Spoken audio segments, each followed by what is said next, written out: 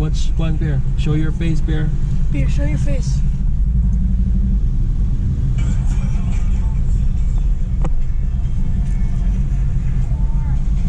Hello, sir. Good morning.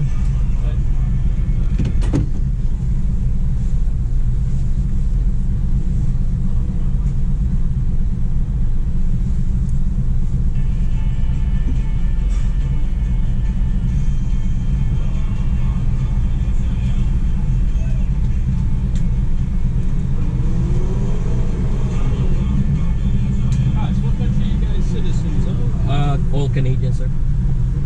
Oh, okay. TD Visa or I-40s or I-94s. Just What's your status? TD Visa. Who was the TO? It's my wife. What's your reason? She's not with us. She's So how long were you guys up there then? 6 days. What did you buy? Anything new? No, we don't buy it. Like we only bought a school bag for my daughter.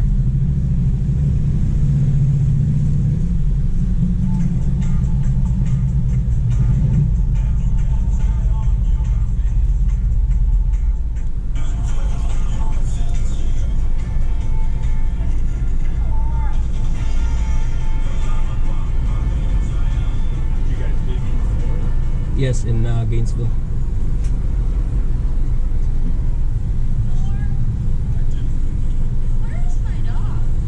just Is it Gainesville? Yes, sir. You work at the school? My wife worked in a hospital.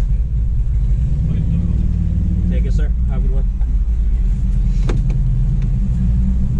Oh, here. Put it in the hustle. Because he paused for a while and then he's like looking at the plate. Alright guys, we're back. Andito kami somewhere sa Virginia. Ito yung yung overlooking na scenic overlooking na actually rest area din to. Ayan lagi akong napapadaan dito pero first time ko lang na pumasok dito sa what is that? Ants? Oh, don't go there. First time lang na pumasok dito na tumigil dito. Ayan So galing kami doon, papunta kami dito. So kami on the way to North Carolina kasi gusto kong gusto kong umabot ngayon sa doon sa bahay ng aking kapatid. So kasi doon kami plano kong doon kami mag-overnight muna bago kami tumuloy ng Florida. And so ayun guys, pasensya na kayo sa aking buhok. Medyo magulo. Dito lang kami muna break and mag take ng pictures. Guys, tatapon na ako basura. So yan yung guys, Highway 19 North and South.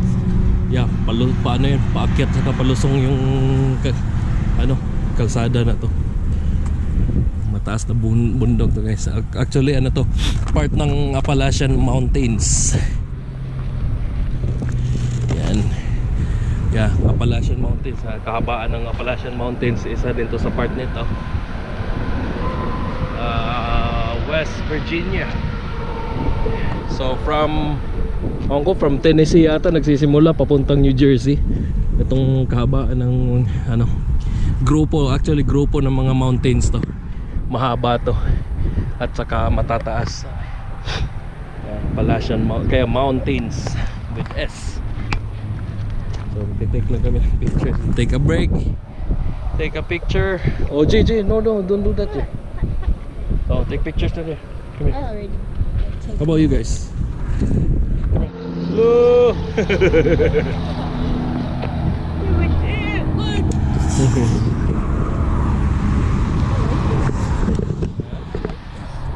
You like it, right?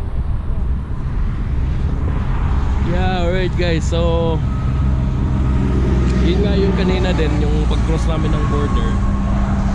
Yeah, kinakabahan ako kanina guys kasi nga sinasabi ko nga na first time ko pumasok ng US na yun yung nung after na naging presidente si Trump. And yun nga, alam naman natin lahat na nabago yung mga ano niya, yung mga policy niya sa tungkol sa immigration. Maraming nadi-deport, maraming nadi-detain, etc. Yun nga, yung minsan kasi yung mga media kasi pag nagsasabi yung mga ano, minsan yung maniniwala ka talaga sa media pag minsan pag sinasabi nila na ano, yung ganito ganyan, yung mga sinasabi nila kahit mali naman. And ayun, so minsan nga dahil dun pag kakakapakinig natin dun sa mainstream media, nagdudulot ng bahala, kaba, takot sa lahat. Yun naman pala, actually meron din naman nagsabi na okay lang yan as long as wala kang kaso sa kanila dito sa US or mga previous na kaso. As long as wala ka nun, wala kang kasalanan sa kanila, walang mangyayari sa'yo pag tumawid ka ng border, which is ano nga naman, sense din naman kasi imposible naman na tuwing may papasok, every single na tao na papasok o grupo na papasok sa Amerika, i-detain nila kahit wala namang kasalanan, di ba? As long as wala kang kasalanan, you're good. Tingnan niyo naman yung kanina na kanina nung tumawid kami. O yun nga, tingnan niyo naman yung kanina na nung tumawid kami.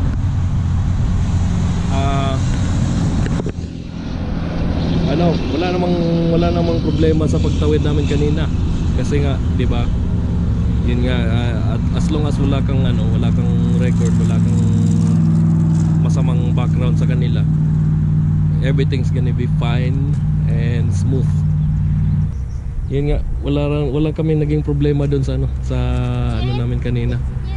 As long as wala kang kasalanan, wala kang kaso, wala kang previous na kaso, wala kang record na ikaka-detain mo doon sa border, sa immigration, at wala silang makita tungkol sa'yo, yun lang. Pero guys, kinabahan din ako kanina kasi nga first time ko nga, di ko alam kung anong mangyari, anong itatanong. Kasi minsan siguro baka itanong nila masyadong yung mga tanong. Kayo guys, baka magtatanong ng mga napaka-complicated na tanong. And yun, so ang importante doon, walang hassle. Actually wala naman talagang hassle talaga kung wala ka lang talagang sabit. So ano pa nga ba? Yun, so kung ako sa inyo, kung as long as wala ka talaga kayong kung alam nyo na wala talaga kayong ikakasabit sa immigration, wala kayong ikakabahala.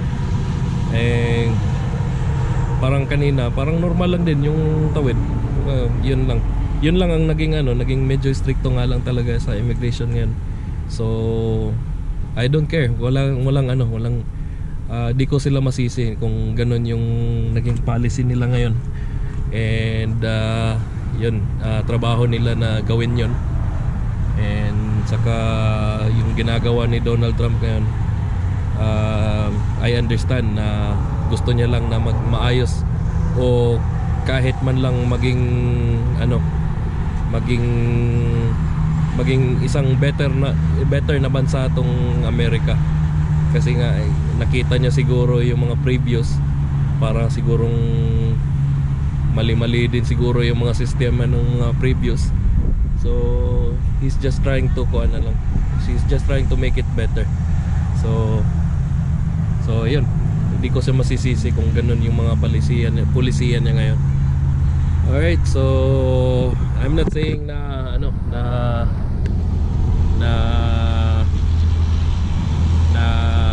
I'm not saying na siya yung stricto din. Let's say na stricto siya, pero nasa tamang lugar.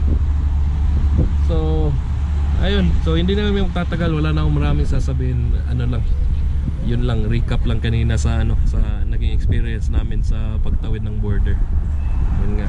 So yung na-prepare ko na yung sulat na authorization letter, di man lang hinano. Yeah, short break lang kami dito. So yun guys. Maganda lang kasi tanawin dito. Gusto ko lang talaga huminto dito kahit isang beses lang. Ngayon lang kasi kadalasan pag napadaan kami dito gabi. Yan. Ngayon is the perfect time kasi na 4:40 na. 4:40 ng hapon. So siguro saan kami papunta doon sa North Carolina, by evening na kami dadating doon. So ayun, ngayon ay magpo-proceed na kami sa aming biyahe at hanggang dito na lang. West Virginia, then Virginia. Konting biyahe lang sa Virginia. Pag nalampasan na namin yung yung tunnel doon, magiging North Carolina na pababa. Alright. Alright guys, hanggang dito na lang.